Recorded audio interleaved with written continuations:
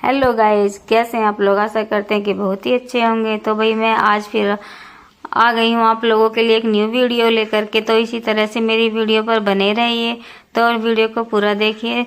तो आज मैंने अपने काम की शुरुआत कर दी है। सबसे पहले मैंने दोपहर के बज रहे हैं 2, आप घड़ी में टाइम देख सकते हैं। तो भाई मैंने यहाँ पर 2 बजे लग गई हूँ अपनी गायों को नहवाने के लिए, क्योंकि आज बहुत ही ज़्यादा गर्मी हो रही थी। तो मैंने सोचा कि सबसे पहले आज मैं अपनी गायों को नहलाऊंगी, क्योंकि बहुत ही ज़्यादा गर्मी हो रही थी। तो भाई इनका भी तो मन करता है नहाने धोने के लिए। तो मैंने सबसे पहले इनको ही नहलाया है। देखो कितने अच्छे से नहा रहे हैं, बिल्कुल भी हाथ पाँव नहीं हिला रही हैं, बिल्कुल खड़ी होकर मस्त नहा रही हैं। क्योंकि भाई देखो गर्मी इतनी ज़्यादा हो रही है तो नहाने धोने का तो सभी का मन करता है।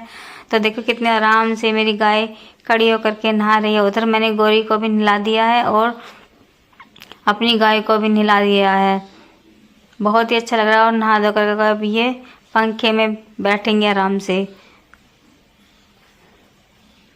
गाय को नहाने में काफ़ी अच्छा लग रहा है। बहुत ही ज़्यादा गर्मी हो रही थी ना, तो इसे बहुत अच्छा लग रहा है, इसीलिए चुपचाप होकर खड़ी होकर नहा रही है। दूसरे या तीसरे दिन में हम अपनी गायों को नहला ही देते हैं, एक दिन छोड़कर एक दिन। लेकिन आज गर्मी बहुत ही ज़्यादा थी तो मैंने एक दिन भी नहीं छोड़ा। मैंने सोचा आज नहला ही देते हैं। तो अब चलते हैं खाना बनाने के लिए। तो हम नहा धोकर हो गए हैं रेडी और शाम के बज गए हैं 4:30। तो भाई अब सबसे पहले मैंने यहाँ पर खाना बनाने की तैयारी शुरू कर दी, क्योंकि आज हम खाना जल्दी ही बनाएंगे, बच्चों को ज़्यादा भूख लगी हुई थी। तो भाई मैंने यहाँ पे सबसे पहले आटा मांड लिया है, क्योंकि जब सबसे पहले आटा मांड देते हैं ना तो फिर ये फूल जाता है और इससे रोटियां बहुत ही अच्छी बनकर आती हैं। तो सबसे पहले हमने आटे को लगा कर रख दिया है। देखो यहाँ आटा मांड कर हमने रख दिया और अब चलते हैं चूल्हा जलाने के लिए। तो आज धूप अच्छी निकली थी तो मैंने उपलों को भी सुखा दिया, धूप में डाल दिया था, क्योंकि ये सिले सिले से रहते हैं तो जलते नहीं है ठीक से, धुआं ही धुआं निकलता रहता है। तो मैंने इनको धूप में सुखा दिया है और अब तसला लेकर बैठ गई हूँ कि चूल्हा जलाने के लिए। सारी ही कड़सियाँ सूख गई हैं और यहाँ पर मेरा तसला भर करके तैयार हो गया है। तो अभी यहाँ तसला भर कर तैयार हो गया, तो चलते हैं अब चूल्हा जलाने के लिए। और यहाँ पर मैं ले आई हूँ सारी कड़सियों को और लाकर चूल्हे पर डाल दिया है। और इस साथ में कागज और पन्नियाँ भी लेकर आई हूँ, क्योंकि पहले जब राशन मिलता था तो मिट्टी का तेल भी मिलता था, उससे चूल्हा जला लिया करते थे। लेकिन अब राशन के साथ मिट्टी का तेल नहीं मिलता तो कागज और पन्नियों से ही चूल्हा जला लेते हैं। तो भाई चूल्हा जलकर तैयार हो गया और कढ़ाई में थोड़ा सा रिफाइंड छोड़ दिया। रिफाइंड के साथ में हमने जीरा और तेज पत्ता भी छोड़ दिया है और साथ में हमने इसमें हरी मटरों को भी डाल दिया है। और साथ में हमने चावलों को धो करके अच्छे से साफ करके धो लिया है और इसमें डाल देंगे चावल। तो भी हमें चावलों को फ्राई कर दिया है।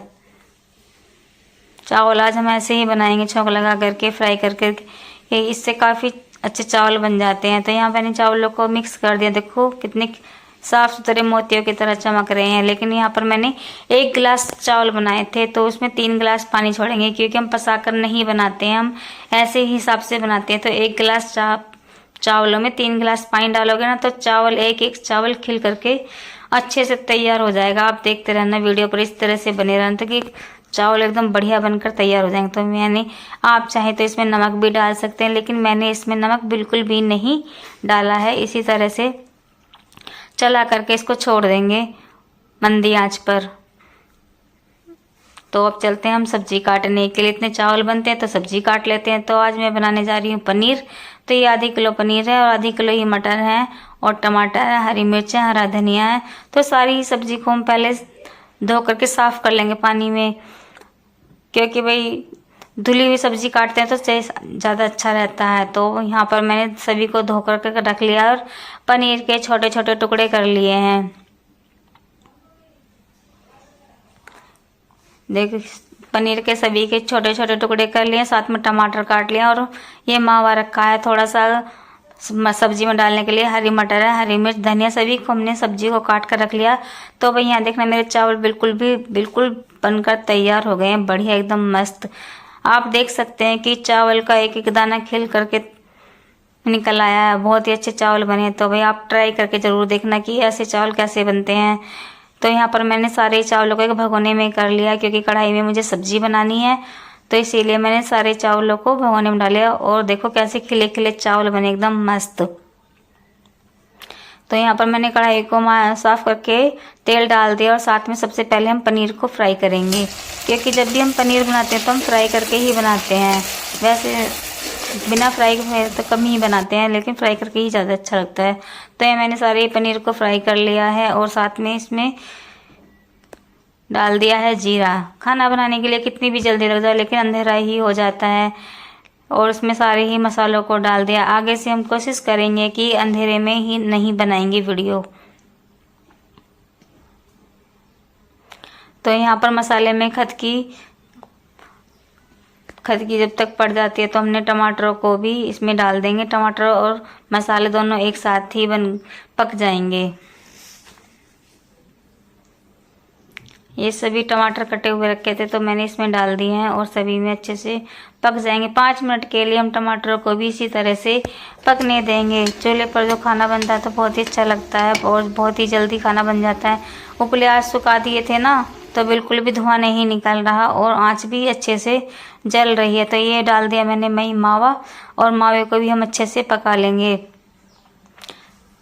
मावा थोड़ा टाइट हो रहा था ना, तो मावा इसमें पक जाएगा, टमाटर के साथ में ही पक जाएगा मसालों में। और उसके बाद डाल देंगे हम इसमें हरी मटर को। तब तक ये 5 मिनट बाद तक तो हम इसे ऐसे ही पकाएंगे और उसके बाद हरी मटर को भी डाल देंगे। तो भाई मैंने ये सारी मटर इसमें डाल दी हैं।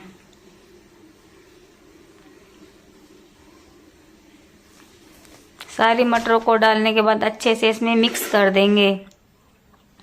और इसमें जब तक ये थोड़ी टाइट नहीं हो जाती ना, तो हम इसको ढक करके ऐसे ही रख देंगे। तो भाई आप मुझे कमेंट्स करके ज़रूर बताना है कि मैंने पनीर की सब्ज़ी और चावल सही बनाए हैं या नहीं। अगर अच्छे नहीं बने तो मुझे बता सकते हैं, फिर मैं दोबारा से ट्राई करके अच्छी सब्ज़ी बनाने की कोशिश करूँगी। लेकिन वैसे तो मैंने वो काफ़ी अच्छी सब्ज़ी बनाई है। तो देखना कितनी अच्छी सब्ज़ी बन करके तैयार हुई है। बहुत ही टाइट हो गए हैं पनीर।